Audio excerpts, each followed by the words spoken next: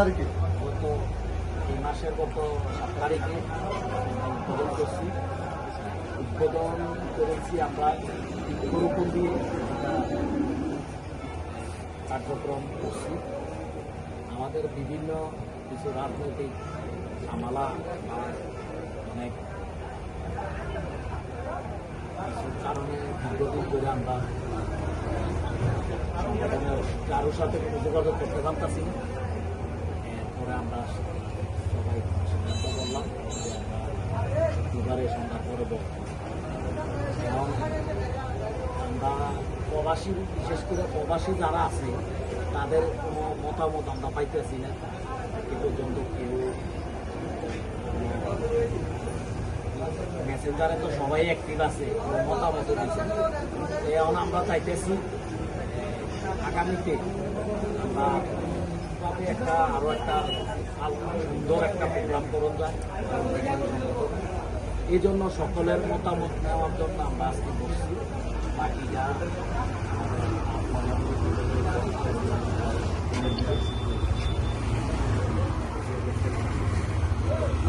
বিশেষ করে আমরা যারা দেশে আছি তারা তো আমরা কথা বলতে পারি, প্রবাসের যারা আমাদের হিসাবে তাদের সাথে আমরা কথাবার্তা হয় না।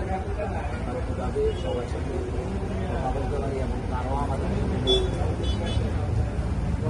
পরামর্শ দিতে আছে। এটা আমরা সংগঠনটা আমরা সুন্দরভাবে আগ্রহী দেখতেছে। সবাই অনেকের দৃষ্টি আকর্ষণ করছে, অনেকে ভালো জানাইছে। সামনে আরও আমরা অনেক ভালো কাজ করব। আপনারা সবাই মতামত দিবেন, আপনারা কথা বলবেন আমাদের সাথে।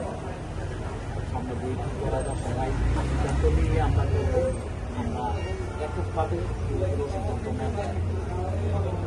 এই মুহূর্তে আপনাদের মাঝে বক্তব্য রাখবেন আলোক দিশারি সংগঠনের প্রতিষ্ঠাতা আহ্বায়ক মাহবুবুল আলী বাসী।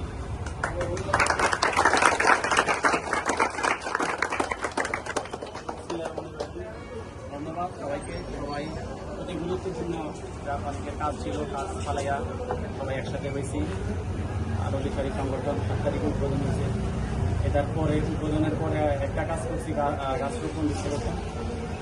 তারপরে অনেকদিন পরে তারপর আবার সবাই একসাথে হওয়া। ধন্যবাদ সবাই একসাথে উপস্থিত হওয়ার জন্য।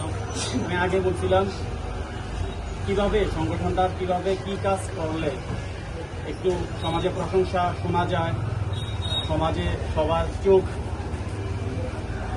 উজ্জ্বল করা যায় এবং আমরা যাতে সবাই চোখে লাগি, সংগঠনের রূপ বাড়ানো যায়। সব দিক নির্দেশনা সবাই জানাবে, ছোট হোক বড় হোক, সবাই আশা করি দিক নির্দেশনাগুলো কীভাবে চললে, কীভাবে করলে কাজগুলো আগালে ভালো হয়।